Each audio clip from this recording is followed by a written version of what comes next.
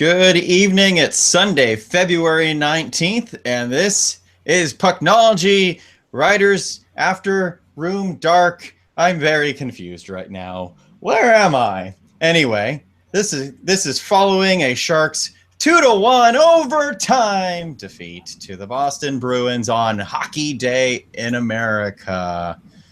We'll be talking about that quite a bit on tonight's After Dark. And of course, After Dark is presented by Audible, an Amazon company with over 180,000 titles. Audible is the world's largest provider of premium audiobooks and spoken word content. Listen on your phone, tablet, or MP3 player anytime, anywhere.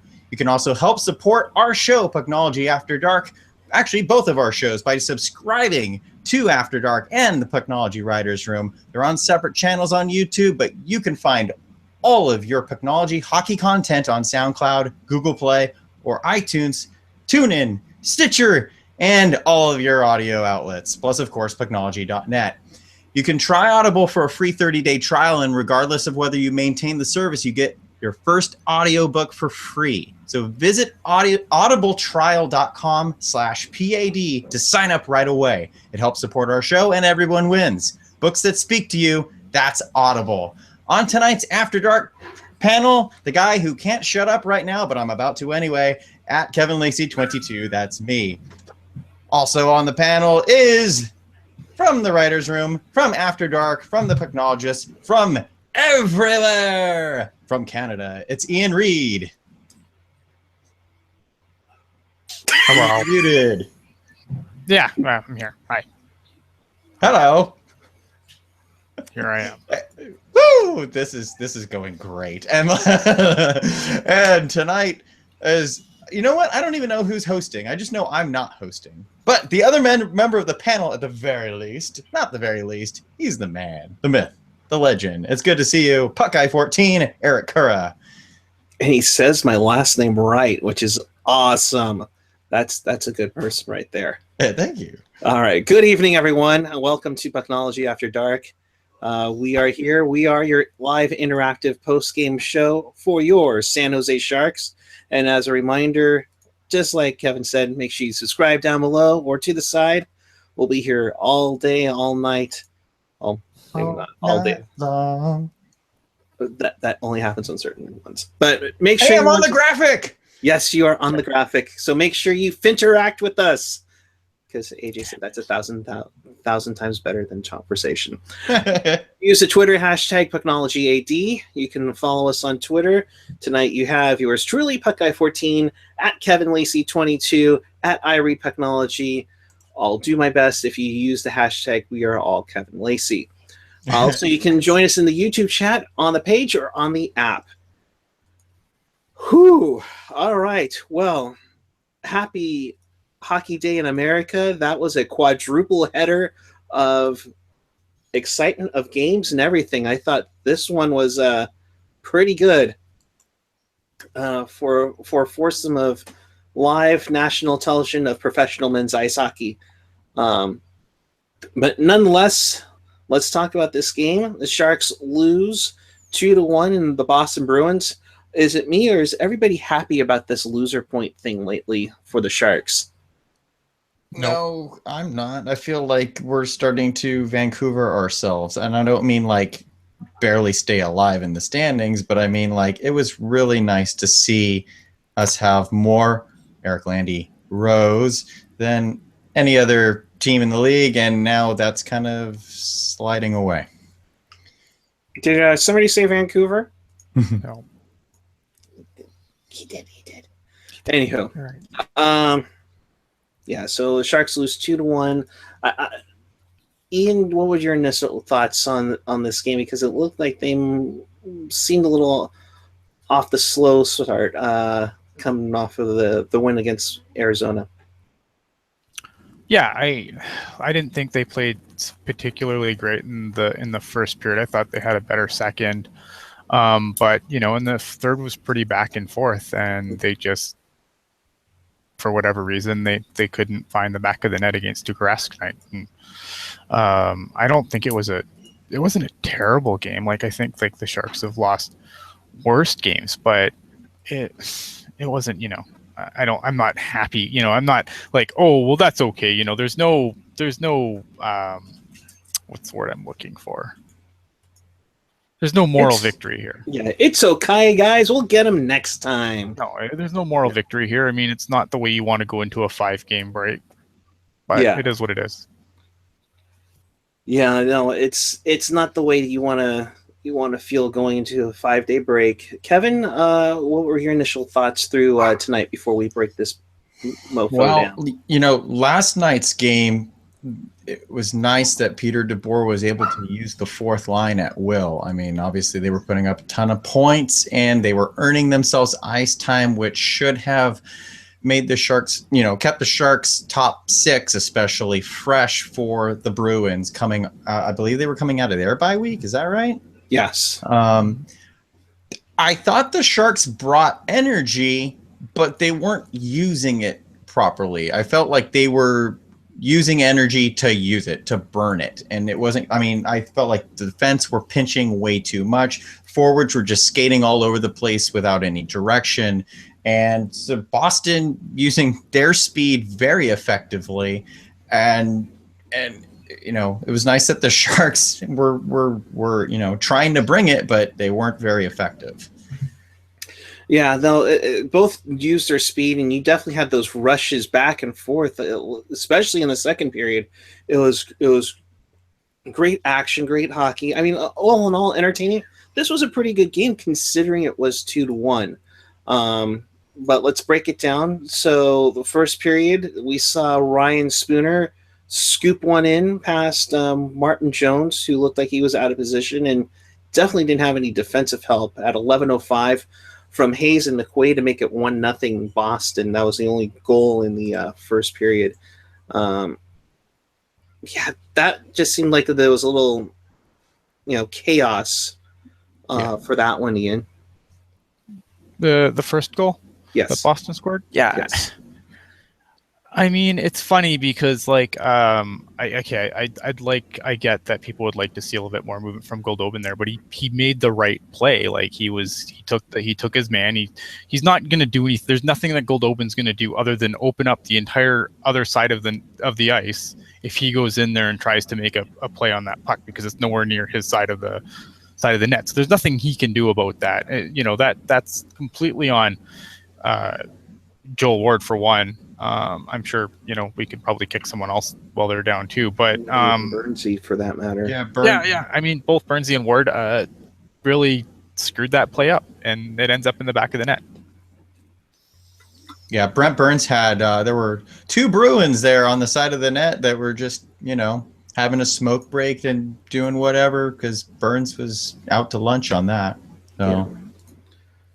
So it remained 1-0 after one period of play, and it remained 1-0 for most of the second period.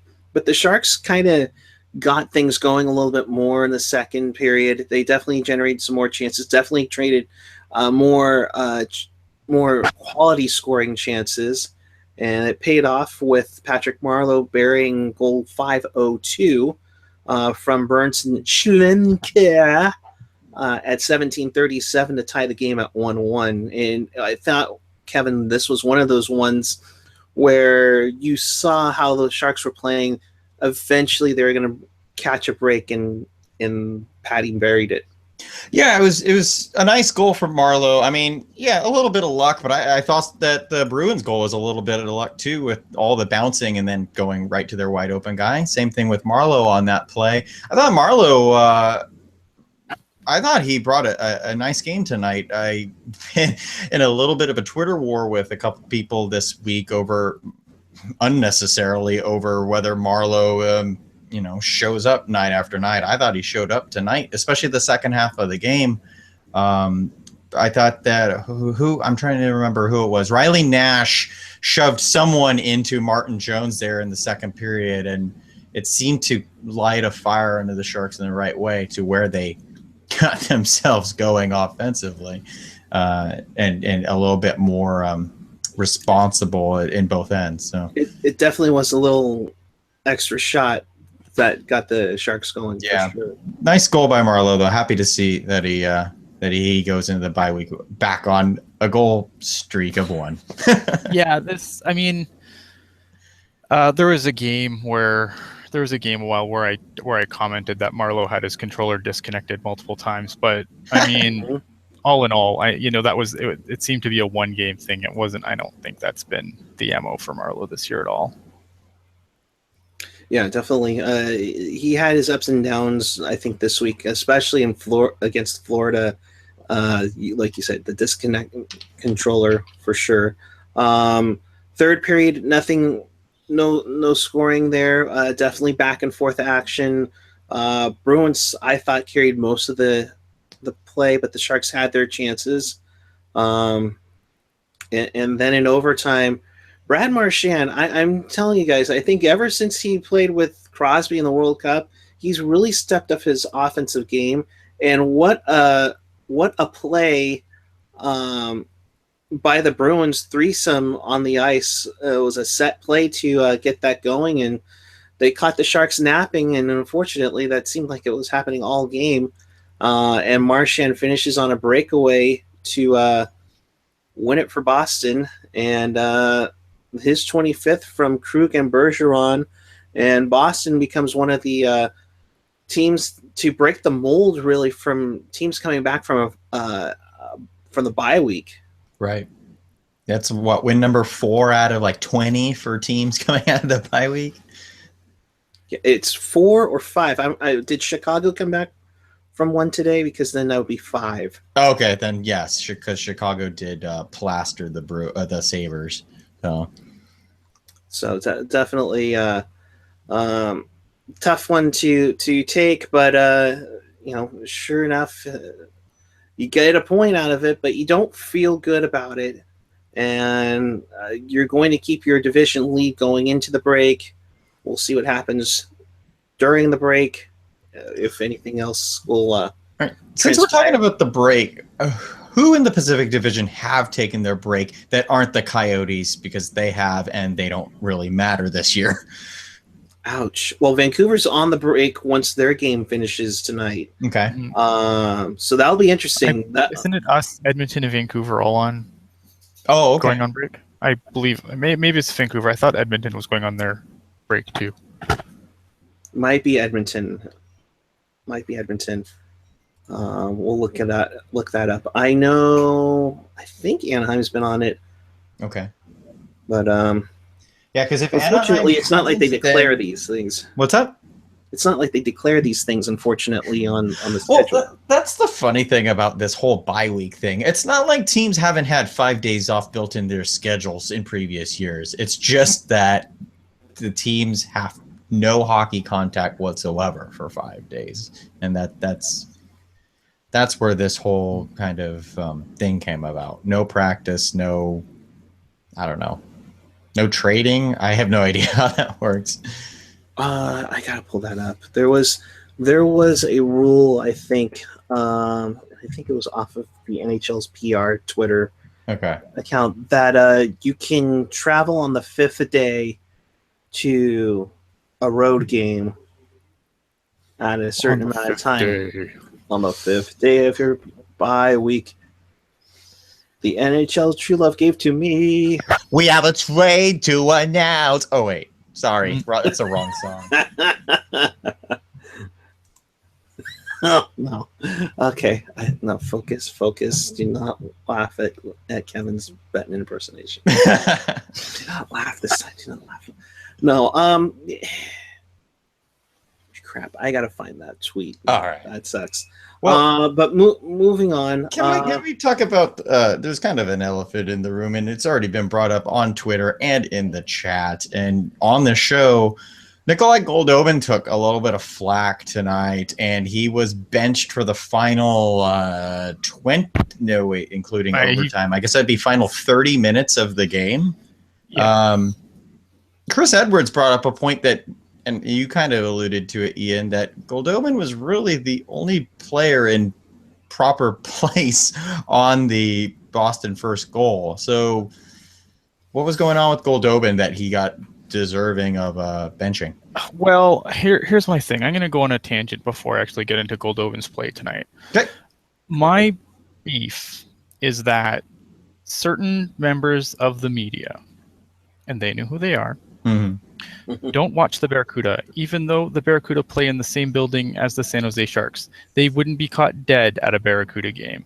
So then when things don't go Goldobin's way, and look, I'm not saying Goldobin had a fantastic game tonight. All right. Like, I think his defensive game is much improved, and I think that's a positive. There is positives here, but man, I couldn't believe how fast the knives came out for Nikolai Goldobin today from some members of the media who don't watch the Barracuda at all. So they just rely on lazy narratives from the last time they saw Goldobin in 2015 on the Sharks, and when he, didn't backcheck or had no defensive game whatsoever. And it's so frustrating because, like, these are the people that some really dumb people go to for all things Sharks. Yeah. And that frustrates me to no end because Sharks fans frankly deserve better. Yeah. If those of you watching or listening on After Dark tonight, check out the Barracuda After Dark show from a few days ago. Because you, Ian, and Zach Devine really nailed that topic about, go watch the team, go see the players. Right. Because the representative media who cover the Sharks don't necessarily cover the Barracuda outside of what they read in a 2-sentence blurb on RotoWire or something like that. So right. There's a game tomorrow. Goldobin will probably get sent down if he couldn't play half the game tonight. He'll probably be playing against the Texas Stars. Tweet from Gackle said that Goldobin went to the coach's office and came out with a frown. I would definitely I don't blame him for getting sent back down. I'm not saying he didn't play a perfect game. I was just surprised at how quickly, when Timo Meier has been given just a job by the media. Exactly. And Goldobin plays 2 games and the knives are out and they're slicing and dicing him. Like, I just think it's really crappy because if they actually knew what the hell they were talking about, then they could, I don't think it needed to be such a nasty slice up job on him because there's some positives to take. Look, if you watch the game that he played yesterday, he made a huge defensive play that he never would have made 2 years ago, last year, the beginning of this season he had that shot block that eventually led to a breakaway chance for the Sharks in the third period, and then of course he dropped past it. But nonetheless, he had the defensive play for that. Yeah, he made some defensive plays. Look he was a little lost out there today, and I'm not gonna defend him on that. Like, you want to see him more confident in his play, and that wasn't there. And I'm not saying he had this perfect game and everyone's just being mean to him. I just think that given how some of the other players have been just been more promoted or more kind to by the media, it kind of boggles my mind how quickly that happened. That's all. Yeah. Well, two things. One, go see Nick score a hat trick tomorrow against the Texas Stars. And two, Peter DeBoer does have a history of being unwilling to trust young players, or not necessarily being unwilling, but it takes a lot to gain his trust. And I think that Goldobin's benching this evening kind of fits into that mold. So, I mean, it's very disappointing, but it's not really that surprising. And again, you'd really like some of the representative media of the Sharks kind of, not just bury him into the ground before that's the part that upsets me, is because they basically just buried him tonight. If people don't follow other stuff, they're just like, oh, well, this guy's a complete and total utter bust. And that's so not true. Right. And that's, again, and look at, again, Goldobin, this is on him too. I mean, you don't know how many games you're going to get an opportunity to play up with the team. Yeah. You got to make the most of them, and he didn't. And I don't doubt, I'm not saying I don't concede that fact. He did not make the best use of his opportunity that he was given. He blew it, and he's going to probably spend the rest of the year with the Barracuda now because of it. But after you give so much time to LeBanc, who was on a schneid for a bit, now he's on the top line, You gave Timo a ton of chances, and he's contributed 3 goals. And nothing against Timo, because I was looking forward to him playing with the Sharks as well. Just doesn't seem like Goldobin, and for that matter, if you want to step around it a little bit more, like Mirko Mueller, he's getting pooped upon by some people. And for the matter of getting coverage for the Barracuda, well, let's be real here, folks. We put in a request to have credentials for the Barracuda, and we've not received an email back from it. So, by the way, I think that was Ian Reed licking the Nikolai Goldobin bobblehead. I know it's for you, after dark, but that was for you, Mike. That was for you. Creepy, don't you think about it? That is something you wouldn't get on Writer's Room. That is very true. Instead, you get Kevin Lacey licking Zach Devine's hair. Wait, ugh. Whoa! No, never mind. Continue. All right, moving onward. No, but I mean, it's great to have the depth. I think it's what we talked about it last night. 9 Barracuda players have come up this year. Yeah. I mean, come on, guys. If you watched the show last night, I freaking apologized to Roy Sommer. So, I mean, they're doing something special with the Barracuda. And I'm not talking about the jerseys on March 11th. Get your tickets now for that. But, they've won 11 in a row. They've been playing stellar. You have depth in the organization that you haven't had in, probably ever. Maybe since the days of Chichu and the goalie, depth chart in Kentucky. So, I mean, you got to give them kudos to the Barracuda there. Thinking about going tomorrow. I seriously, and it's a great value. So get your tickets if you're with that. Yeah, it's Frenzy's birthday. If you're not there, then you're a jerk. It's Frenzy's birthday. We'll all be celebrating, doing the goal dance, and it'll be oh my god! And that goal not dance. only that, but if the Barracuda win tomorrow, then they will have a longer winning streak than the Sharks have ever had. Exactly. They've tied the organizational winning streak. So, for sure. All right. Any final thoughts from the game, guys? I hate everything. You hate everything. All right. Kevin. Disappointing, but yeah, no, that's it. They aren't the best analysts on YouTube with nothing, folks. Oh, geez. yeah, that was. Where's my sound effects? Mighty sound effects lady. This is gonna take a while to load up. You get one horn right? No, sorry, we're not. Yeah, right. We're not playing one away from Price is Right. But yeah, and I'm right. Oh, that was definitely not what I was trying to play. That was what I was trying to play. Christine in the chat, I wish SAP wasn't so far away. I would go more often. I'm right with you too. I don't know where you live, but I'm about 45 minutes to an hour from the tank, and especially considering tomorrow is a 3 on the storm impact scale.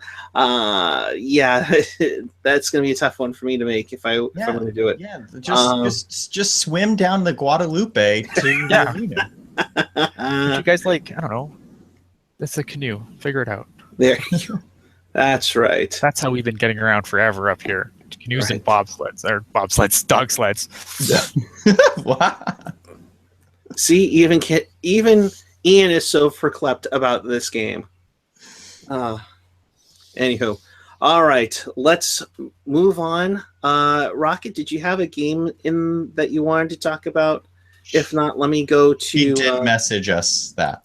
Yeah, Chivo, Bart only gets to Fremont, and then I don't know where else. because I'm still waiting for Bart. Well, to get to hey, the the Diridon good station. news is there'll be as many people in Fremont Bart as there will be at the San Jose Barracuda game tomorrow. But no, actually, though, I say that in jest. The crowds have been improving, and I'm hoping that being a holiday tomorrow in the U.S. anyway, that a good crowd will show up. So we'll see. Definitely. I hope so. Yes. I'll be watching. I'll be there. Not there, but there. You know how it is. Yes. Bart will get to Berryessa soon. And someday, Diridon. Yeah, someday. For sure. All right. So moving on, let's get to around the league. Since it was hockey day and there was plenty of action going on, let's get to what transpired today. The Rangers beat the Capitals 2-1. Detroit is on a roll, beating the Penguins 5-2. They're trying to make a last-ditch effort to get in. Not happening. And of course, quote unquote, one of my teams, Winnipeg beats Ottawa 3-2. Maybe because Ottawa's weren't wearing those awesome third jerseys. Oh, Ottawa! Let me stop you right there. Ottawa, man, suffered some serious blows to their lineup tonight too. Mike Hoffman, Stone, and Wingles all left that game with injury. So, and I saw that see the hit on Stone. I saw Stone lying on the ice in a picture, but I didn't see the hit. Yeah, he took a shot to the head, and did he only get 2 minutes for that? Trouba? Jacob Trouba did make head contact. I only saw a slow motion replay on that. I did not see it at full speed because the analysts on NBC Sports were talking about that's a headshot. I think it was Milbury though, but that's a headshot. It's got to be suspendable. I thought Stone just kind of came in and Trouba went to hit him and Stone turned and then got hit. But shoulder to head for sure. Stone was in a heap. It looked really bad, but I don't know if it was anything more than 2 minutes, at least from the super slow-mo replay I saw. Yeah, so it'll be interesting to see if there's any supplemental discipline on that one. But 3 huge losses for the Sens there in one game. That's never good. Islanders beat the New Jersey Devils in the forgotten New Jersey-New York rivalry 6-4. Tavares had a nice game there. And in Buffalo, Patrick Kane decided to score again in his hometown. So he helped the Hawks beat the Buffalo Sabres 5-1. And then he took a cab back to Chicago. Wait, I'm sorry. Oh, wow. I'm sorry. The Blue Jackets were defeated by the Nashville Predators 4-3. Neal and Subban with 2 points each there. The Toronto Maple Leafs get off of their schneid, beating the Carolina Hurricanes 4-0. Sorry, Drew Weber. Austin Matthews with probably a highlight reel goal, so check that out after you're finish watching us. In overtime, Jonathan Drouin with the game winner as he got past Matt Nieto, beats the Colorado Avalanche 3-2. Tampa with a victory there. In SoCal, it was a freeway face-off, and easy goal for Anaheim is the difference as they beat the Los Angeles Kings 1-0 there. And the game in progress, there's only one left, and it's Philly 3, Vancouver Canucks 2 after 2 periods of play. Oh, jeez. Hey, I'm being good. So with all that, that's around the league. What do you guys think of the promoting of Hockey Day in America? I don't know how much you heard of it, Ian, but I'm, It's like a thing that happens on both sides of the border. Oh, okay. I dig it. Hey, look, at any time that I can, I can watch hockey with other American teams and get a decent commentary, I'm fine with that. Yeah. Look, I'm all for having more quadruple headers on TV, even if it's split up between NBC and NBCSN. Mm-hmm. I did like the stories that they came up with, and like the mentions of the local guys. Sorry. What happened? Sleepy Mofo in the chat. I can't repeat it on air, but it's fantastic. Oh, Oh, wow. yeah.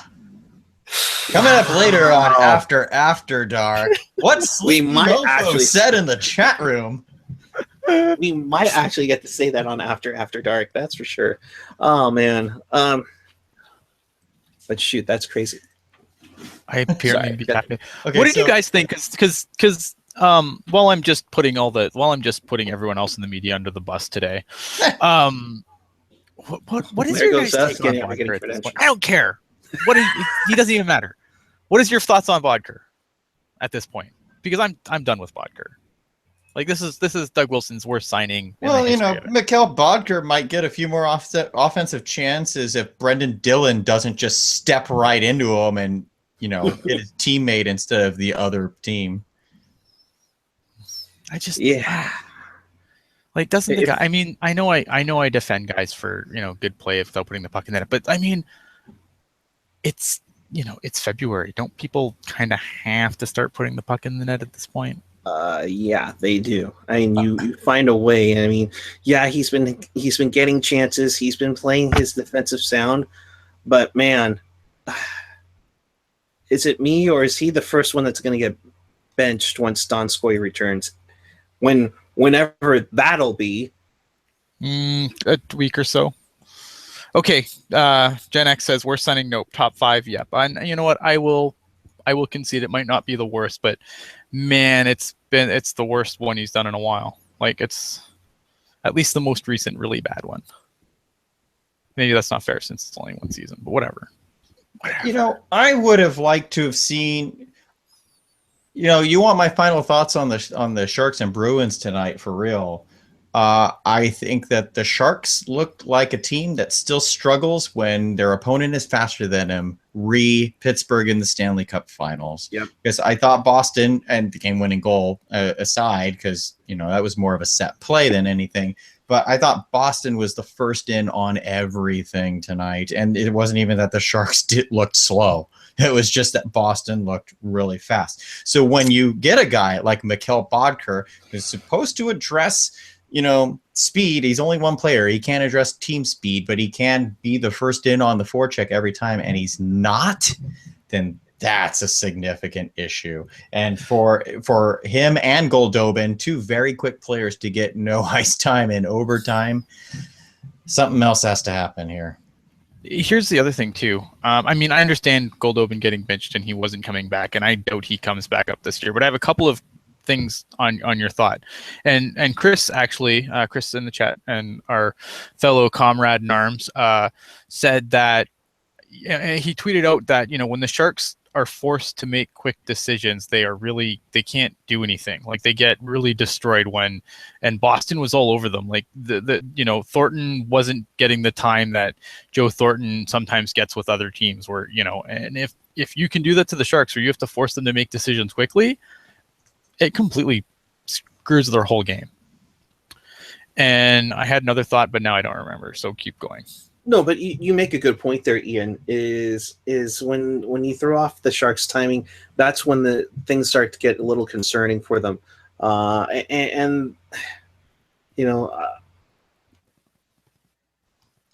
That's had with them for quite some time. Go ahead, were you going to say something? Oh, you AOL. You AOL'd on us? Yeah. Of course I did. Well, I mean, that would be after dark if I didn't AOL on this. But could we give them some kudos for being disciplined these last couple of games? I mean, they didn't have any penalties yesterday. They had 2-3 penalties tonight, and only one power play that they gave up to Boston, and they stopped that one. So kudos for staying disciplined. They've been one of the more disciplined teams in the league. The one last thing about this game. Is it me, or does Randy Hahn make every other color commentator look good? I didn't mind Andy tonight. I mean, if you've seen a Boston Bruins broadcast, and I'll say this, for every person that says that Randy Hahn's a homer, I'll raise you Jack Edwards. Oh yeah. And I actually liked Jack Edwards, but in a game where I'm cheering for Boston and not for the other team. Right. I mean, I remember there was like a preseason game that was net televised, and Jack Edwards like, I know this is a national televised game, but we just don't give a crap about the other team, was basically how he summed it up to start the game. So you're going to hear a lot about the Bruins and just deal with it. Right.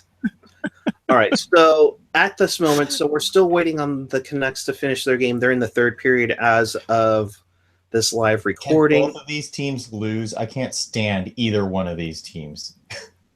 I can't. Right. At the moment, here's what the standings look like.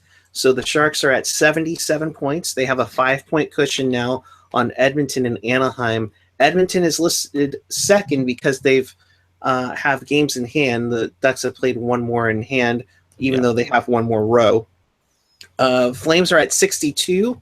The Kings are at 60, which could be tied. Adding games remaining to these graphics. I will once we come back from the break. All right.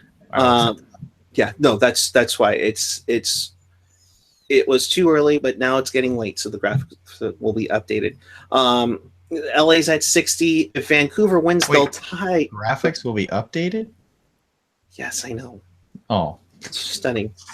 No, dang it, Lacey. I know, I keep throwing you off. I'm sorry, buddy. That's okay. Vancouver could win. They'll tie Los Angeles and then be just 2 points out of a playoff spot. So for all those Canuck fans listening to 1040, listen to them. Make sure you cancel your vacation plans in April and May. But they'll Canucks will also be on their 5-day break, so it'll be a really interesting a game on Saturday night. And then the Desert Dogs are at 47, which leads to this. Of course, since we are getting to that point, because we pretty much hit the 3-quarter pole tonight or Saturday, depending on where you want to put it. If the season ended today, the Sharks would take on the Nashville Predators in round 1. And we would win. And you would have Edmonton. Dang it, Ian! I will not get beat at my own graphic. See, this is the difference between After Dark and Writer's Room, folks. We're writers, therefore we have to write our own graphics. True. And I'm a graphic designer, which has Photoshop easily at hand. I have serious MS Paint skills. I just can't spell. Oh, yes. If you didn't catch, what was it, Barracuda After Dark, I think the first time around it. Versus the Heed. It said the Heed. The Head. No, it was versus the Head. Barracuda versus the Head. That's right. This dog done head versus the San Jose Barracuda. All right. So to recap the Western matchups: Sharks versus Preds, Oilers Anaheim, Calgary versus Minnesota, Chicago versus St. Louis. I think those would be. I think I like those matchups. Say them again. I was reading the chat for a second. Sorry. Sharks, Preds, Ducks, Oilers, Blues, Blackhawks, Wild, Calgary. I like the matchups, but you do have to, Nashville can't lose to us forever in the playoffs. Like, I mean, sure, we'd like them to. We'd want them to. Ask the Senators about playing Toronto in the playoffs. Oh, okay, that's where I thought you were going with that. It can happen.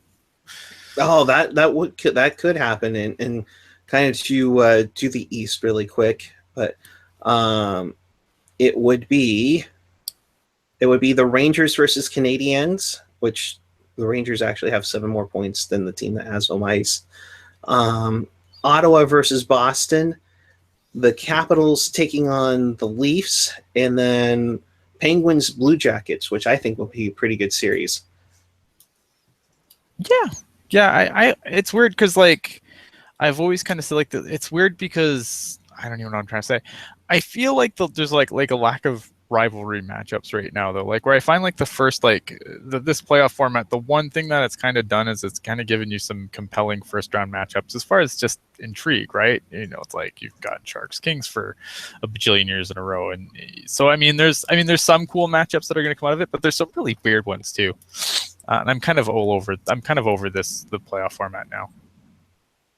Just a few years into it, because we're already setting up for Caps Penguins in round 2. I don't care. I'd watch the shit out of that series. That series is going to be good. Like, that's what you want. You want playoff series. The problem with the standings right now is you have this BS Atlantic division that is going to get playoff spots, even though teams in the Metro have more points and are going to miss the playoffs. That's completely ridiculous to me. Well, and here's the thing. If you were to go to the 1 versus 8 format that we've seen for so many years, it would be in the East: Caps, Leafs, Penguins, Bruins, Blue Jackets, Sens, Rangers, Montreal. So there's some movement, but the 8 teams are still the same. Yeah, but at least you don't get punished for being in a good division. Well, a team like a division like the Atlantic, like Ottawa, Boston, oh yeah, those are some tough teams. I mean, they beat us tonight, but meanwhile you're like Pittsburgh, Columbus, like it's a little mismatched. And look at the Pacific Division, the same thing. I'm not going to try and pretend that the Pacific Division's poop don't stink here. You're gonna get a pretty soft in the middle matchup. That's right, Ian Reed. West Coast bias on the East Coast. Back to you, Kevin. I was going to say, this playoff format to me is why the conference finals is the worst hockey in the playoffs every year. Because it's always the strongest team out of the strongest division against the team that's just lucky that they got there because of the crappy division that they had to beat. And then they get wiped out. Yeah, I'm not talking about playoffs starting tomorrow. I'm just talking about the format being garbage. That's all. No, and the reason why we bring up the playoffs is because there are so many teams that won't know if they're a buyer or a seller. And so as we start talking about the trade deadline, which is about a week and a half away, it's coming up.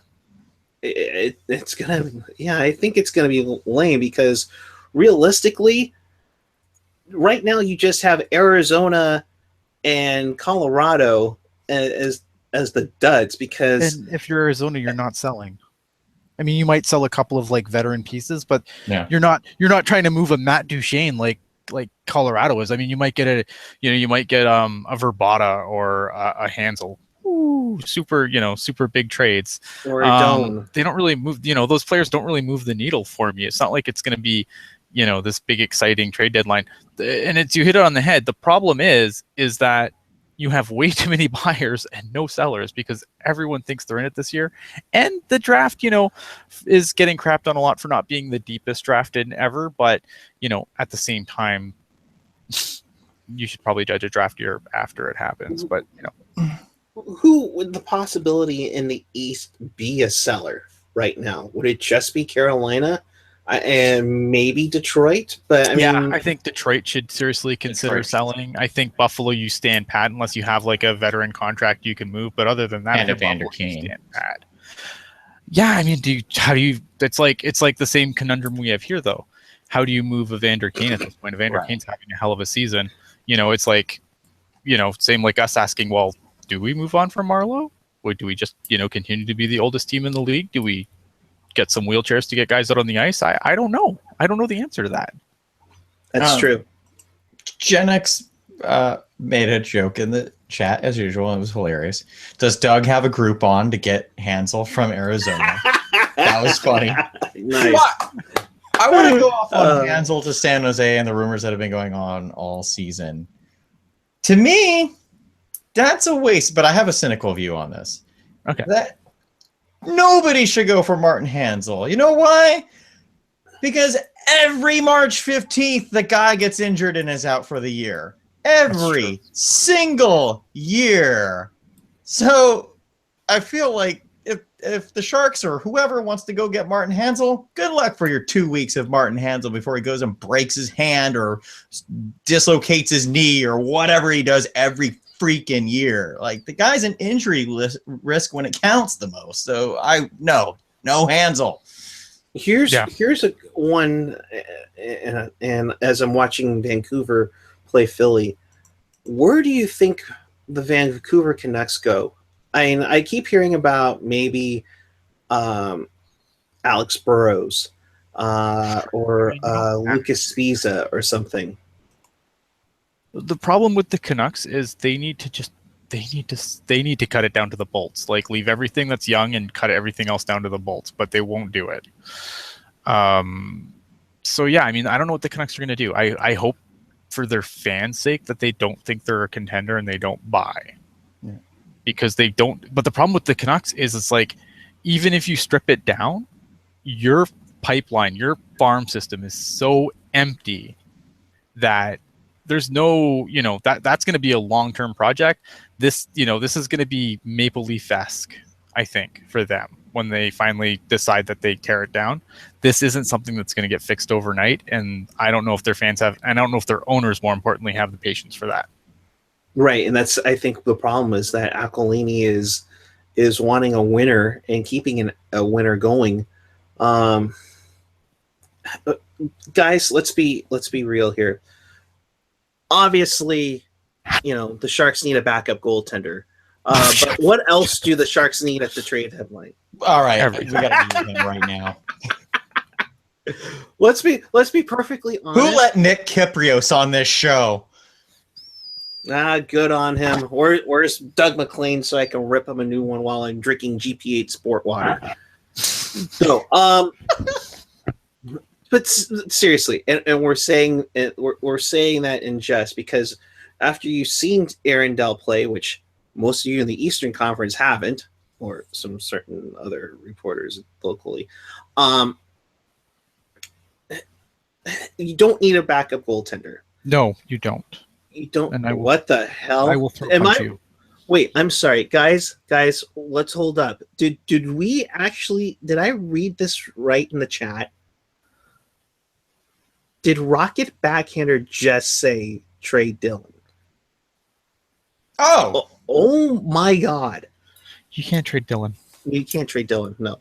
Anyways, Ian, I'll start with you. What are the needs that the Sharks have going into the trade deadline? Depth scoring. They have no depth scoring. Look at for all the talk of how the pipeline's been and how we brought in all these guys in and out and upside down and around the world. They're not getting enough secondary scoring this year, period. And the primary scoring hasn't been good enough to compensate for it. So you need scoring, period. If they're going to make a deep run, they need some guys to really start putting the puck in the net. And it can't just be, waiting for Jumbo and Pavelski to be what they were last year. Like, that can't be the plan. The plan can't be, we'll get there and then everything's going to work out. So yeah, I mean, to me, you probably look at depth scores, but man, like, unless you're going like, I don't know. I think unless you're making like a huge deal, I stay out of this rental market because the prices are way too high. Yeah. Kevin, you the same depth scoring, and for that matter, who the Sharks have their eye on? Well. The Sharks do need depth scoring. I don't want to I don't want them to sacrifice the farm. Right. And not for a rental. Not for a rental. And Ian, you mentioned that the Sharks prospect pool, they have quite a bit of scoring there down on the farm. However, most of those guys aren't ready for the NHL right now. And yes. So I just don't. I don't know. I think the biggest trade acquisition that the Sharks need to get is to come up with some new forward combinations that work. Because I think the personnel is there. This personnel went to the Stanley Cup Finals. Like, yeah, they need to score more goals. But I think that there's still some time to tinker around with the lines and see what can work. I actually like LeBanc with Thornton and Pavelski because Thornton and Pavelski aren't skating like the wind. So LeBanc can actually hang with those guys on the rush. Marleau and Couture, if they're going to stay together, Bogker's probably not the answer. I'd rather just split those guys up, to be honest. And then, what's up? No, I was going to say, Gentry and I were talking about this tonight during the game. It's like Couture seems a little handcuffed, having Marleau, who, kind of has ups and downs, and Bodker, who's just got all downs. Yeah. Just have all downs in Teal. And I'm wondering if you put Carlson? Not even that. I was thinking you try Goldobin and maybe Meyer on the line, or LeBanc and Meyer, or LeBanc and Goldobin. I'm just curious. Just have like a super speed line with skill, and see how that would work out. Okay. Yeah. I think at this point, honestly, I'm surprised they haven't put Couture on the first line and just seen if they could just overpower. Oh, I've been calling for that for ages. Put Couture with Thornton and Pavelski. I don't even know if I put center the second line. The guy Mike Nevis in the chat. We need Patrick Rissmiller. Gen X is saying this team needs Pat Falloon. Definitely. No, you're wrong. So wrong. There you go. Here's your trade acquisition, Jonas Donskoy.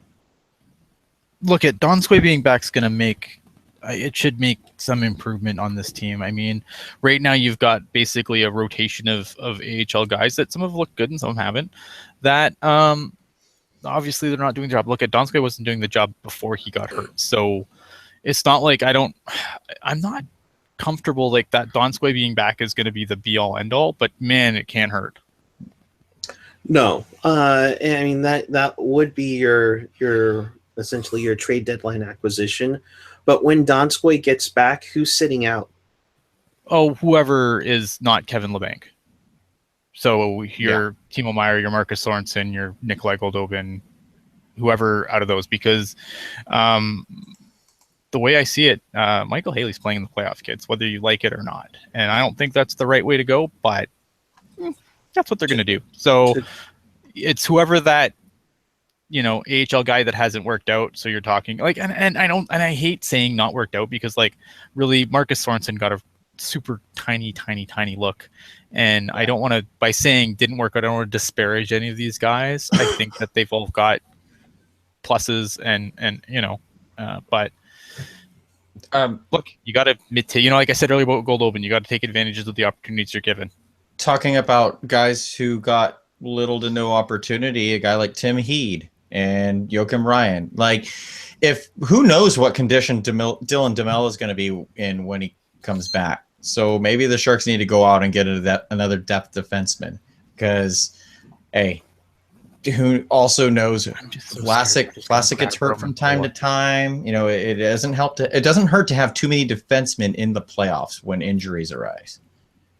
I'm just terrified if they go for a depth defenseman, like they're just going to go reacquire freaking Pollock and give Toronto another 4 second-rounders. No, see, because here you have DeMello that's eventually going to be coming back soon.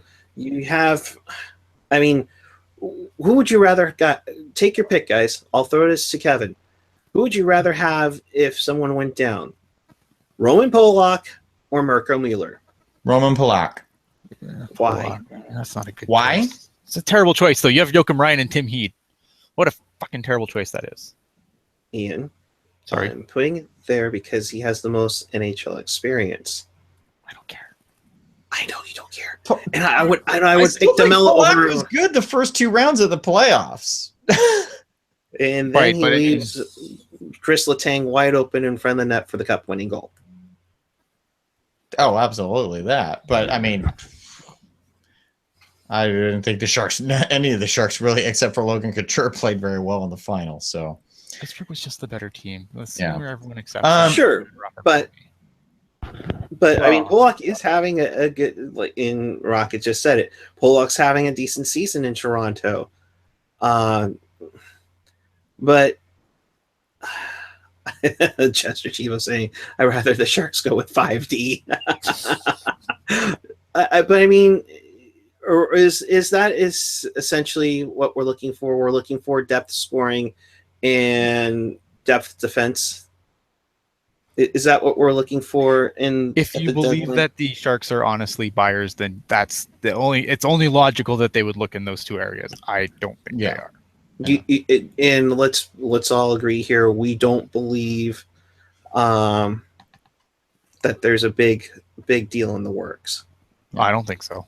No. Rob Amen says, Michael, there's a lot of action in the chat, and I'm trying to stay on top of it, folks. But I want to. Michael Stone is, if they want a depth defenseman. No, Michael Stone's not a depth defenseman. He's going to cost a lot from the Coyotes. Yeah. And then Chester Chivo also brought up Jamie McGinn. That's also a no, because unless it's Brock McGinn, because he's the only McGinn that hasn't played for the organization. Jamie McGinn is absolutely hated by Doug Wilson. There is negative 88 chance of Jamie McGinn playing in Teal again. I cannot wait to be quoted in 2 weeks when he gets acquired by the Sharks. Yeah, Nick Tebbett, straight for McGinn, Ladone, and Yager, and have the oldest team in history. Yeah, we'll also be like 12, 13 million over the cap. Whatever. You think we had cap issues now? Wait till next year. Yeah. Can I talk about Yager, or are we not ready to move on yet? I'm not ready. Yeah, go ahead. Because I didn't get to talk about Jaromir Jagr getting his 1900th point, sadly, against the Sharks. But what a milestone! You know, he's second all time. Okay, I'll get to why Jamie McGinn is hated by Doug Wilson in a sec, because now people in the chat are curious. But Jaromir Jagr, someone was saying, why draft Pat Falloon when Scott Niedermayer was on the board? One, of course, it really was a crapshoot back in the day. But I mean, look at Jaromir Jagr. It's crazy. I, of course, don't have the numbers in front of me now, but it was something like 19 players in the 1990 draft played 900 or more NHL games. And to look at Jagr getting drafted, I think it was 5th overall, and he's got 1,900 points. And then the guy who was 6th overall, Scott Sissons, 2 games played in the NHL, no points. Like, can I answer why we drafted Pat Falloon over what was that? For Niedermayer? I actually think I have a good answer for that. Okay. Question. Oh, this better be good, because I'm still regretting that one. Well, because it was the 90s and you were just coming out of the 80s. There was still some significant scoring. Goalies weren't as good as they were now. The game hadn't flipped to being a completely defensive game. So if you were going to start a franchise, you were going to put it around a top-ranked forward. Obviously, Eric Lindros was going to be off the board to Quebec. So Pat Falloon at the time, I mean, Pat Falloon had a hell of a junior career. And sometimes these things just don't work out. But if you're going to start a franchise, like now you would want to anchor it down on the blue line. But then the whole philosophy was forward first. So that is why the Sharks drafted Pat Falloon instead of Scott Niedermayer. How did that work out? Well, I'm just telling you. I mean, hindsight's 2020, but that's my logical thinking answer for that. I'm still more mad about Rachi over Pronger than I am Falloon over Niedermayer, and I think Niedermayer's a better player, but I don't think Falloon was that bad as a Shark. It's just he trended downward.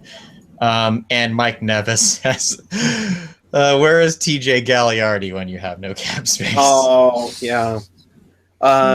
It says 9 of the first 21 players were selected in the first round of the 90 entry draft. Actually went to play 1,000 games or more. Yeah. I mean, you have, let's see, Nolan, Nedved, Primo, Ricci, Jagr, obviously. Maybe Scott Sissons probably wasn't there. That was the one I was talking about. 2 games. You know, Daryl Sador, Darian Hatcher, but Keith Kachuk, Martin Brodeur, Brian Smolinski. I mean, and there's a lot of names that you heard throughout the years, like Sean Antosky, Carl Dykehouse, Brad May, the infamous Brad May. By the way, you got Nedved wrong, and this is a total video game nerd joke, but it's pronounced Nedved, just because the old NHL 97 commentary would always glitch on his name. And you know what? You're right. He only played 982 games in the NHL. Overall, it was just at 982. What a loser. Terrible player. He's a terrible player. He retired at like 46 years old, but didn't play well. Maybe that's why I finished with the Czech League. Sad, terrible. Maybe Jaromir Jagr is still around because he's trying to break Peter Nedved's Czech record for longest tenured player. Because Nedved only retired like last year, folks, from the Czech League. Seriously. Yeah. He retired in 2013-14. Was that one? After a number of years with HC Billy Tigre Liberec. Thank you. I was not going to get that right at all. But he finished with 460 goals in over 1,300 games combined with the Czech League and the NHL. But yeah, I mean, that 90 class, that's probably, I mean, what we're hoping that the 2015 class can kind of live up to that hype. Right. I think the 14 class. 14 class. Yeah. 14 class? Yeah, that's the class with Chartier, LeBanc, and everybody else. Bergman. Yeah. But 15 was the one that was the deepest ever. Yeah, and we took Timo Meier instead of Matthew Barzal. And Mikko Rantanen. And Mikko Rantanen. Yeah.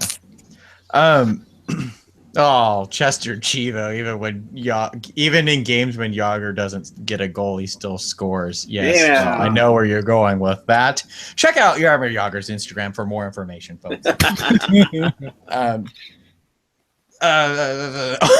People are still asking about Jamie McGinn. No, he did not break Doug Wilson's tanning bed. Oh, jeez. No. Nick Neftappets. Something should be said about Patrick Morrow playing every game and not missing any time because of injuries. He's missed a total. I heard this on an interview with KGO Television's Mike Schumann when he interviewed Patrick Morrow. And you go to abc7news.com and search that up.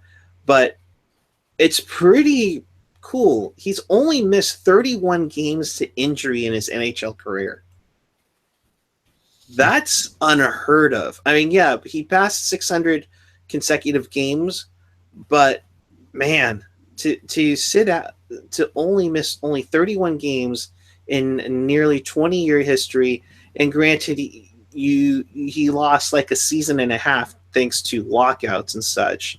Because Gary had to, make sure he make a trade. Oh, he made a trade and make sure we kept the ticket prices down. Remember, that was the whole reason why the 04-05 lockout was happening, guys, because the ticket prices were getting out of control. This reminder of the cheapest seat at the Shark Tank tonight was $89. I was going to say, this reminder that Sharks 365 renewals are going on right now. I didn't want to say that part. It's being mimicked. There's now, the Stockton Heat now also have a 365 program. Oh, boy. Yeah. It's expanding. It's growing. Jamie McGinn replaced Doug Wilson's face wash with orange tang, and the rest is history. It's true. Oh, wow. Are you supposed to? No, Jamie. Well, actually, that might actually be true. No, it's just that Jamie McGinn was repeatedly sat down by the coaching staff, and Doug Wilson had to jump in for not taking anything seriously. And there was a game in particular, and I know this from a member of the media who I will not name, but that I'm close with. And he was sitting next to Doug Wilson during a game where the Sharks were losing like 4-0. And I think it was McClellan at the time got injured, took a stick to the head, and they were getting their asses the game against Minnesota. Yeah. And what is Jamie McGinn doing? hey guys, what's up? Yeah, putting his teammates in a headlock and just goofing off. They're losing by a country mile. He doesn't care. And Doug Wilson's face went from orange to beet red, to which he jumped on the phone and called up every manager he could and said, take this guy now. He's done. And that is how Jamie McGinn got traded to the Colorado Avalanche for Daniel Winnick. And TJ Gagliardi, along with Daniel Scarbosa, was it? No, Mike Scarbosa went the other way. No, yeah, that's what I meant. Yeah. Gotcha. And Jay Barab, no, who was the other one? Mike Connolly. But DEL legend, Mike Connolly. But anyway, yeah, so there's your info as to why I continually say Jamie McGinn will never play for the Sharks again. There you have it. There You heard you it have here it. first. All right. Were there any writers' room topics, guys, that you wanted to touch on? We hate everyone. We hate everyone. That's coverage you won't get anywhere else. That's on true. Pucknology Writers. No, I think just keeping on the trade chat. Rocket behind in the a while back in the chat just asked because we mentioned Detroit potentially being sellers and what that would look like. And I think with your Detroit, you're obviously you have one too many goaltenders, so you might want to move one of those. Although I think that market's just completely jammed, and you're obviously gonna try and get out from under some of those veteran contracts, which again also hard to do because salary cap and blah blah blah blah blah. But I think they don't want to tweak the farm too much. I think they've got enough tools in the farm that they just need to let it bloom a little bit and accept that they can't be in the playoffs for every year. Yeah, Detroit needs to burn it to the ground. Even though they have some decent and good prospects in their system, they need to burn it to the ground. They just need a complete reset altogether. Yeah, I don't think that happens. By the way, the Vancouver Canucks have been defeated by the Philadelphia Flyers 3-2. Yes, that's unfortunate. So the standings will stay the same. Vancouver stays at 58. They'll sit 4 points out of a playoff spot as they head into the bye week along with the Sharks. And let's talk about them. They are the Sharks' next opponent. The Vancouver Canucks. Get ready for a lot of short house on Saturday, folks. The second of 5 meetings. I heard on 1040 that essentially Jim Benning will probably go to his guys that have no trade clauses or no movement clauses and ask if they would like to be moved. And let's be real here. If Vancouver doesn't do a move at the deadline at all, like they did last year where they just let Dan Hamhughes sit around. Jeez. Well, they tried to trade him. They traded him to, was it Boston or Pittsburgh? And he nicked the deal. There's a Sadaway question. I saw that too. I think he was on his way to Dallas for a mid-level pick in Vancouver said no, and sure enough, not right before the deadline, Chris Russell was the backup plan for them for a first-round pick. But Dan Hamhughes got traded to either Boston or Pittsburgh. It'd be funny if it was Pittsburgh. And Hamhughes went to management and said, no, I'm not doing that. And he invoked his no-trade clause. Yeah. True story. Yeah. So, but I mean, your point is right on, Eric. Yeah. they need to do something. And you mentioned Alex Burrows earlier. Yeah. And teams that never know when to quit, like Vancouver. Alex Burrows just played Philly. What if Ron Hextall's talking right now saying, "Get me Alex Burrows," because he's a Flyer-esque type of player, and the Flyers never know when to sell either. Yeah. Flyers never know when. Vancouver definitely doesn't know when. I mean, yeah, you talk about those two teams, and there's been some questions in the thing. Let me just hit this Sadaway thing quickly. Okay. Dylan Sadaway, I really like as a prospect. I sang the praises of Dylan Sadaway. Really wanted him to get signed to a entry level deal with the Sharks. That Griffin's team is stacked, though. They're the best team in the West in the AHL. They're a stacked team, and sometimes first-year guys do have trouble, breaking into the lineup there. We saw that last year on the Barracuda with Bergman, who had trouble really getting into the lineup a lot, and Nikita Yefilov took a trip to the ECHL as well. Mm-hmm. So I wouldn't write off Sadaway yet. I think that there's still NHL upside there.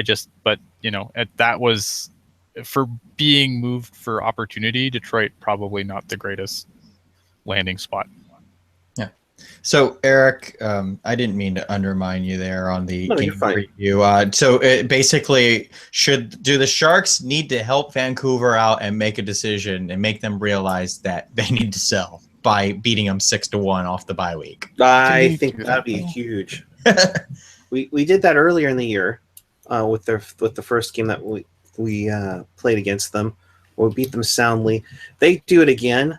I mean, that probably gets everything going, and for sure, the media will be going nuts in Vancouver about it, because there's absolutely an issue there that they need to get something going. They can't get prospects or something back for players. I mean, even Yannick Hansen would probably be a guy that could trigger some chances on there.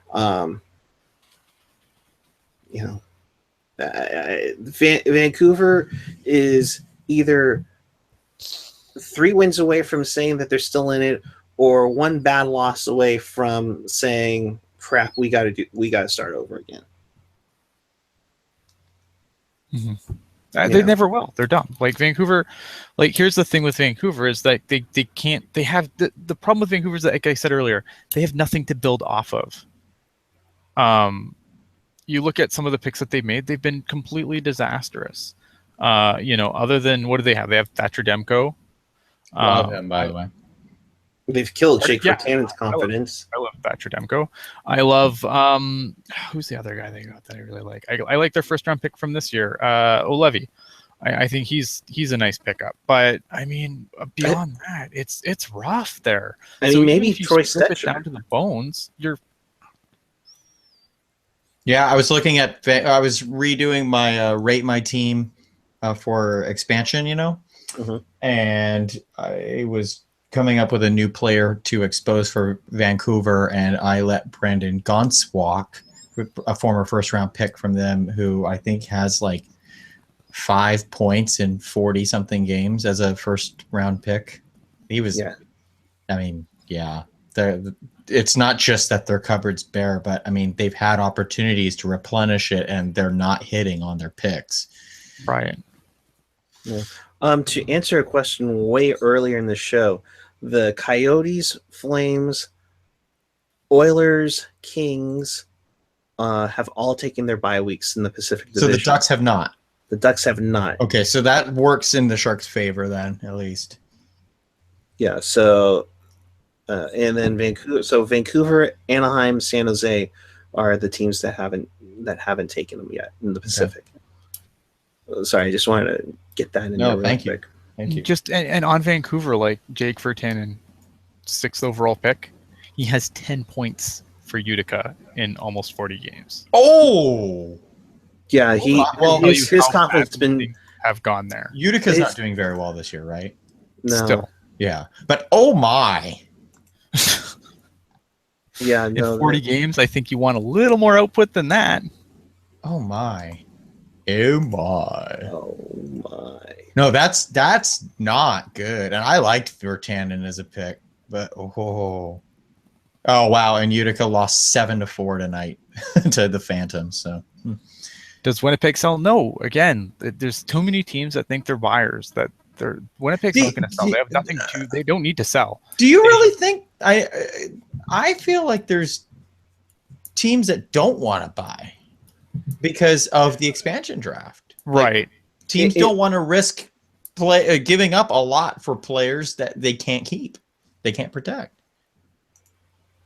Yeah, I don't think, like, if you're the Jets, like, you leave that alone. You have you just need some of those guys to ripen, and one of them needs to be Connor Hellebuck, and I completely concede that point. But you don't give up on Hellebuck either. Like maybe you bring in a guy to come in and kind of stopgap them through for another year or so. A guy who, I don't know. Guys, do you think that because of this expansion draft and how teams are kind of already figured out their exposure lists, that they don't want a chance moving a piece or asked to move a piece just because it could change their plans and might have to have a chance to lose a key asset? Sure, absolutely. I mean, do you really want to empty the farm on a guy like Kevin Shattenkirk and then lose another, maybe so you protect, or you re-sign Kevin Shattenkirk and then or even you don't, and then you have yet another good defenseman. I don't know what St. Louis has, so I'm just spitballing here.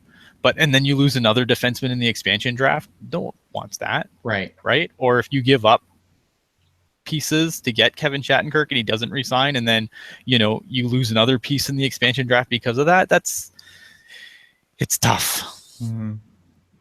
Yeah, it's tough to figure out, especially. Go ahead, Kevin. I was going to say, yeah, I mean, I do think there are buyers, but I don't think the buyers are willing to give up what the sellers are trying to acquire. And that's the other point. Like Brian Boyle for a first round. Are you kidding me? Yeah, like all these guys all the ones that are out there are not marginal, but you know what I mean, like middle six guys, bottom six guys. By the way, you are totally lying about Jake Virtanen. He has 11 points. Damn it! He had an assist tonight. Okay, well, I'm sorry. I was looking at trade him now. We gotta trade him for a third round. Trending Jake up. Virtanen, not a bust. Sorry, my bad.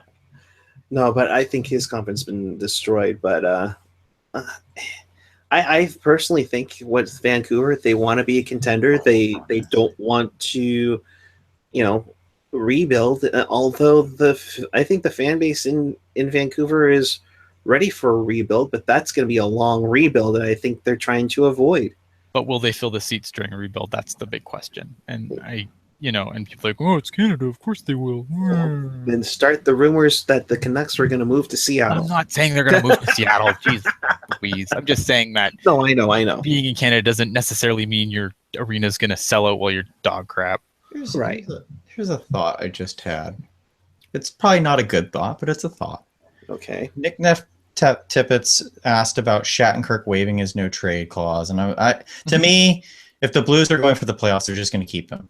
But what if you got a team like Columbus who, as of right now, still has to protect David Clarkson and would lose a fantastic forward? Mm-hmm. What if they broker something with Vegas to where Vegas can sign Shattenkirk, but Columbus acquires Shattenkirk's rights and brokers a deal for Vegas to draft him in the expansion draft, sign him, and so they don't lose like Cam Atkinson or Alex Benberg or I don't know.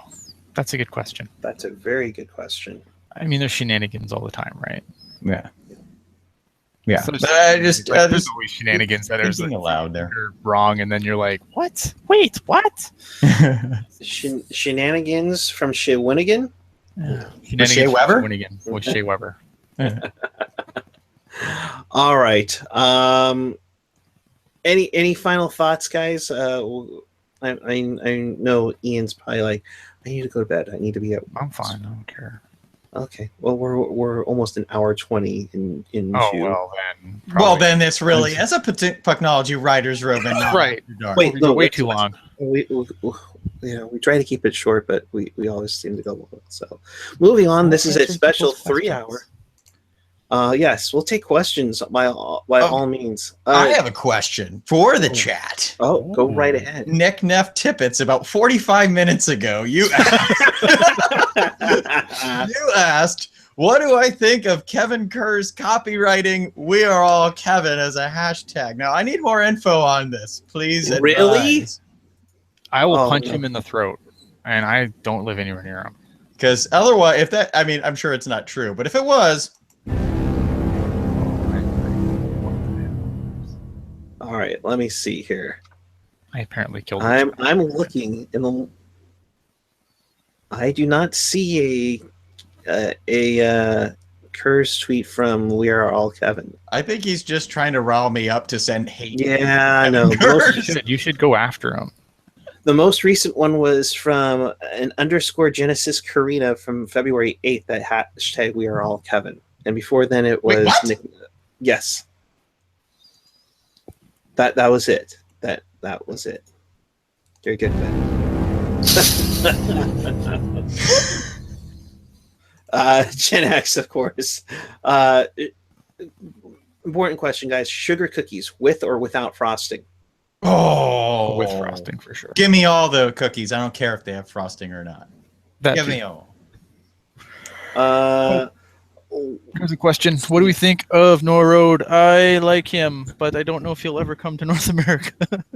Yeah. Really? I don't know how to Lebanese Noir. You're asking a lot of questions tonight that we discovered in our prospects.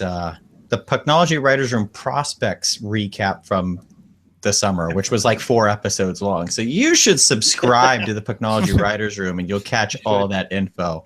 Noah Rode is signed, if I last recall, through 2018-19 or something like that. So like Ian said, he might not even be coming over. I don't know. I mean, I like him. I think that I haven't seen him enough lately. I thought that in the times that I saw him in the World Juniors, I really, really liked his game.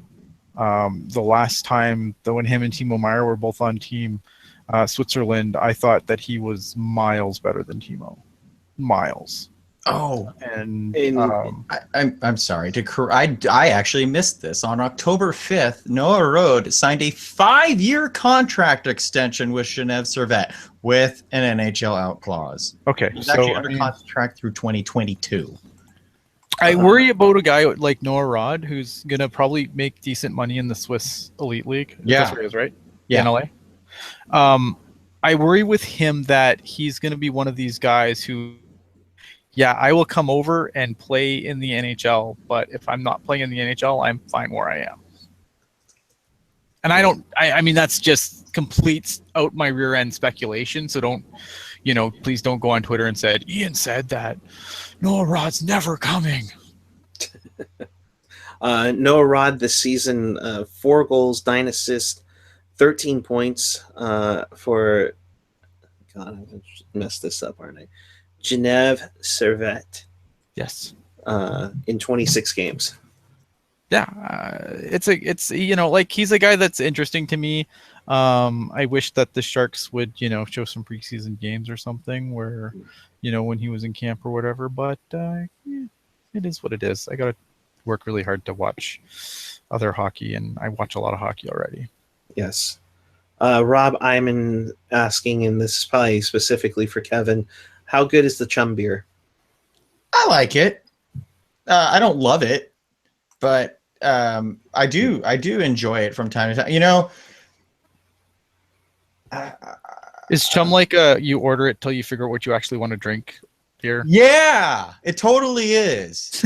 Like it totally is. And the thing of it is, I don't know, when I'm at the Sharks game, I think they put something in that Chum beer because I have had it at the SAP Center.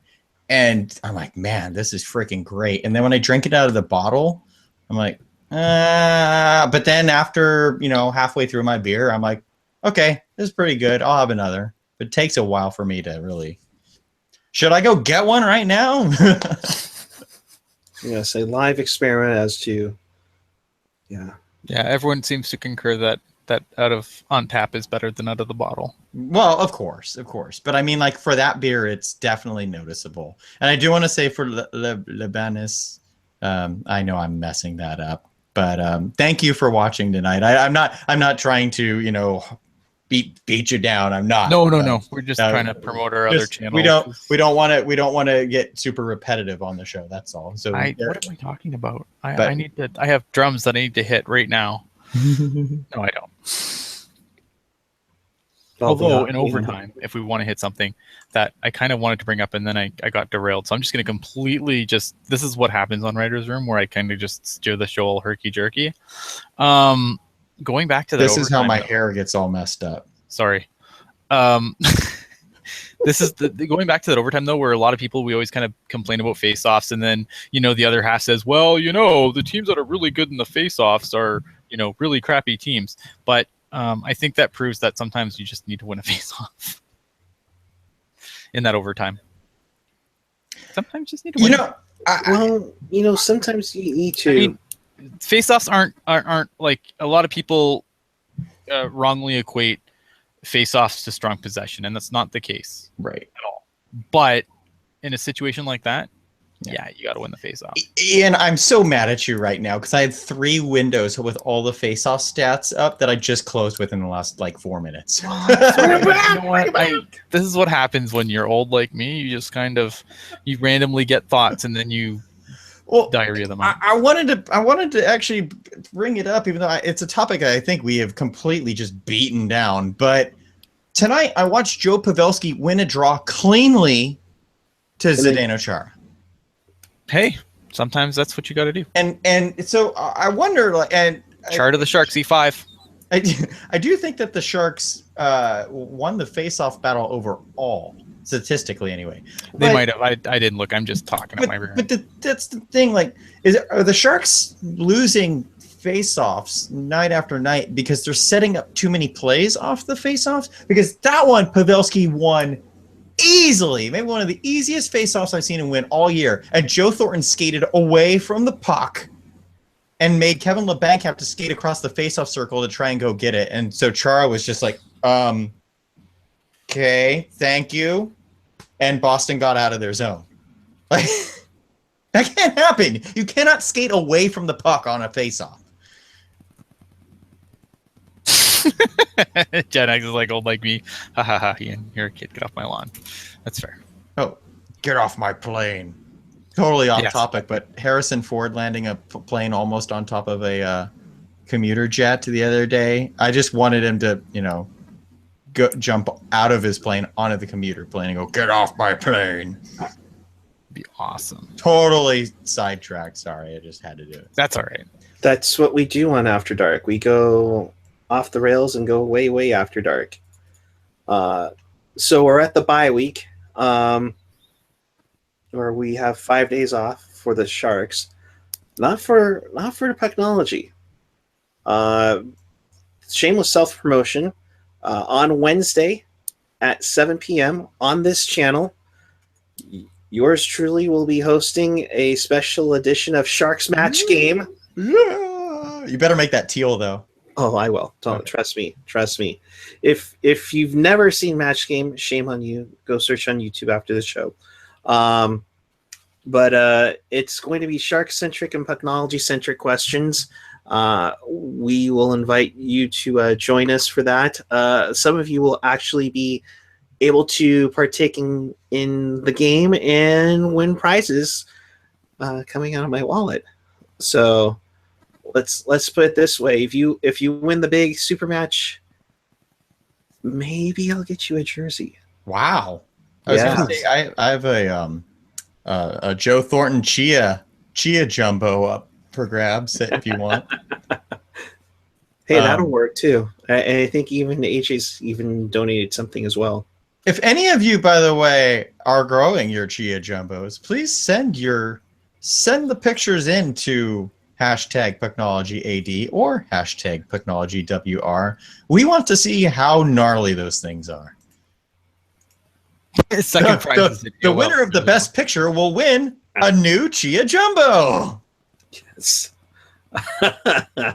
Oh man, Chris, I hate you. Second prize is an AOL CD from 2000. No, the third prize is an AOL floppy disk. Ooh, you guys are so awful. Not the next one will be Pucknology Kiss Cam. We don't want to make things awkward between us and Rocket. That'd be weird. Oh, dude, that was what I was gonna totally Richard Dawson the match game and just flirt with Rocket the entire freaking show. Ian, stop doing that! It's freaking me out. For those of you listening, Ian is licking the Nikolai Goldobin bobblehead again.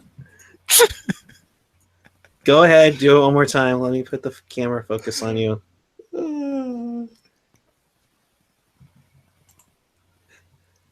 Somebody make sure that got gift, please. Please, somebody tell me that got gift. Oh man. Oh man. Yeah. So that's what's going on for us this week. So Wednesday, 7 p.m. Be here for Sharks match game. I believe Pucknologist is also taking the week off. So we know for sure AJ, Rocket, Kevin will be 3 of the panelists. We might have somebody. Canadian robot. An angry Canadian robot is now Maybe. committed. So yeah, he will. It's 2 hours. Don't be ridiculous. It'll be fun. We may have. I said GIF, Genix, GIF. I'm the one that says GIF. I'm hungry for peanut butter and jelly, anyways. Oh, okay. So, yes, Genix is on Baby Watch 2017. Oh, congrats. Awesome. If by chance nothing's happening during that, he might join us as a panelist. So yes, and don't forget to be liquored up before playing match game. Don't worry, I don't think that's a problem for most of the crew on Pucknology. Cheryl Ganapol. Wait, Ganapol? I think that's right.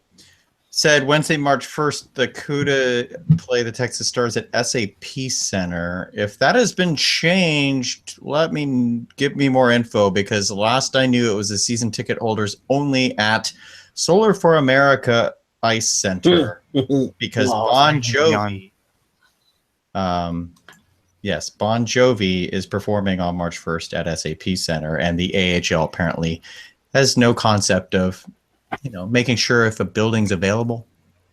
Oh, I wonder if that's going to get streamed or not. That's going to upset me greatly if it's not. Nick Def Teppich, you're absolutely right. My apologies. That should be Wednesday, 7 p.m. Pacific time.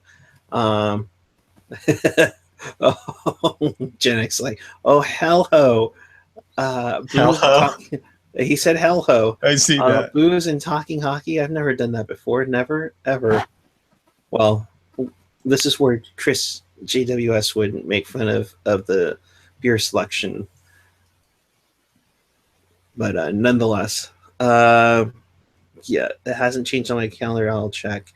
Yeah, I recall that was one of the games that was supposed to be going for was supposed to be at Solar for America Ice, which again, I'm just waiting for the Sharks. And there goes Chris S in the chat.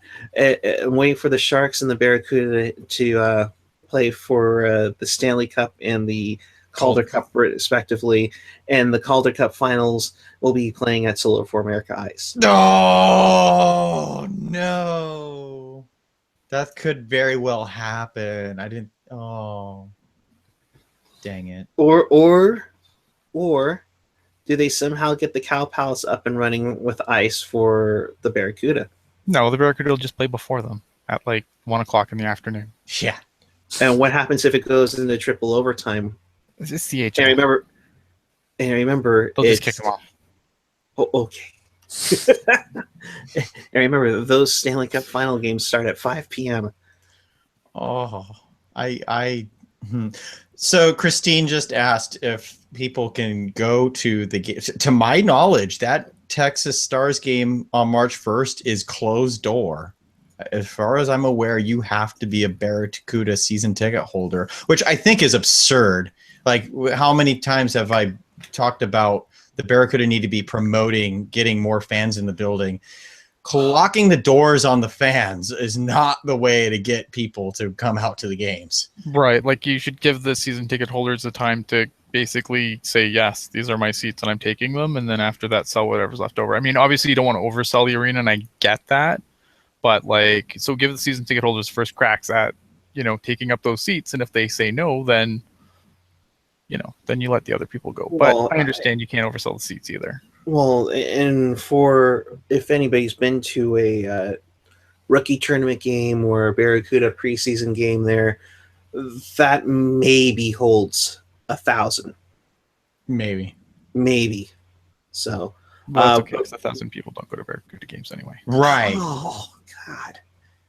Jeez. We have to share. But Bon Jovi will be there. we have to share this. It's on Twitter. Thank you, Mike Nevis, for screenshotting. Mike Nevis. Oh shit! That is priceless. I just retweeted that. Oh wow! That's better than me catching Ian praying that writers from now when the next time I talk to Nick at my work, Nick Goldobin at my work, should I show him that picture? Yeah. He'll be like, oh no, actually I don't want to say what he'd say because I don't want to tip off what he would, but he's my client and he's awesome. So I'll just leave it at that. But yeah, I think he'll be scared away from doing business with me in the future. I look it's like pretty stalkerish looking there. I got all those Sharks flag behind me, and yeah, it looks very stalkerish. Me looking at Goldobin. Well, only if you had a Goldobin Barracuda jersey would it look really stalkerish. Oh well. Nick, would you like to come on the writers' room? This is what happens on these shows. That shirt's awesome, by the way, Ian. I love this shirt. What shirt? His Barracuda shirt. Oh, Barracuda shirt. Yes. Yes. By the way, everyone's getting black Barracuda shirts on March 11th, where Eric Carter designed the jersey. Yes. If you are local and nearby, Mike Nevis, if you are local and nearby, March 11th at 6 p.m., the Barracuda will take on, was it Grand Rapids? It is Grand Rapids, yes. Yes, the Griffins. It's going to be a good game. On game. the Grand Rapids Griffins. The Sharks will be rocking a beautiful jersey that yours truly designed. Tickets, plenty of tickets still available. Make sure you hit up sjbarracuda.com or your favorite season ticket holder who still has games on their plans. Yeah, that's a good game. Like, forget the sweater. Like, those are going to be the two best teams in the Western Conference going at it. So that's a must-see game. Definitely. And you get to see a wonderful jersey. Yes, on top of it. I mean, it's added bonus. And yours truly dropping the puck before the game. Cool. Yes. Christine, yes, they are giving me a jersey. No truth to the rumor whether or not they'll let me have Puck Guy on the back of it or it'll be Kura. We'll see. So, Gen X. Oh, boy. Let's just know. Oh, well. All right. I think we've gone, so way off the rails. Yeah, we're like the LA fire truck on the freeway just went downward. So with that, final thoughts, Mr. Reed. Final thoughts. Look at lots of stuff coming up on Pucknology this week, even though we're on bye week. I believe the Tatarov interview is going to drop this week. Yes. Very informative, I would say. Yeah, so stay tuned for that. I think that's going to be obviously on the audio stream. You never know what's going to happen tomorrow. I might sneak online after the Barracuda game. We'll see. I'm making no promises, but it could be a thing. We'll see what happens. Other than that, watch the match game. Subscribe to all our channels. Subscribe to all our audio channels. Check us out on Google Play, iTunes, Stitcher, SoundCloud, Grindr. Tumblr, Adult Friend Finder. Actually, I'm going to make a Tumblr. We should have a Tumblr. Okay. All right. And that's all for me. You can find me on Twitter at iReadPucknology. I'm pretty awesome. Follow me. Follow him. You know who else is awesome? Kevin Lacey. Thanks. You can catch me at the San Jose Barracuda game tomorrow at 3:00 against the Texas Stars. It's Frenzy's birthday bash. I'll be in section 109. You can see my turtleneck from all over the arena. I'm at Kevin Lacey 22. Back to you, Eric. Thank you very much. Someone should find a teal turtleneck for Kevin. Well, I got like this off blue one on tonight, so that's not bad. Not bad at all. Of course, I'm Eric Kerr. You can reach me on Twitter at PuckGuy14. Well, pretty much on any social media network that isn't a dating site. You can follow me on Twitter at PuckGuy14. You can also check us out on Pucknology.net. A lot of stuff there, as well as on the in the chats of all kinds of social media channels: Facebook, Twitter. Rocket runs our Pucknology Instagram, where she provides the latest in the practices and games that she attends, as well as somehow having more teal in her wardrobe, but more than I do, which is so not fair. But with that being said, for Ian, for Kevin, for everybody else here, we will check back with you on Wednesday night. Chatters, you're awesome as always. Yeah, you guys are great tonight. Yes. Thank you for sticking through for almost 100 minutes of us tonight. That's insane, phenomenal, remarkable, incredible, hands down, no doubt about it. Somebody say, "Give me a minute." I'm kind of like trying to stall for "Give me a minute" here. I was gonna say, where's the Mike Emmerich 100 minutes of podcast? It was waffle boarded away, that's for sure. What did he say? Okay, this is still another ramble, but didn't he say something like, scored by the visiting team wearing red and white, known as the Red Wings? I was like, shut up. Oh, Sometimes a little color analyst doesn't mean you can just go crazy with the 64 count of Crayola Cray. All right. With that being said, for Ian, for Kevin, I am Eric. We'll see you Wednesday night for Sharks match game on the Pucknology After Dark channel. And until then, keep it real, keep it tight, keep it real tight. You have a wonderful bye week, and we will see you on Wednesday and then Saturday against Vancouver.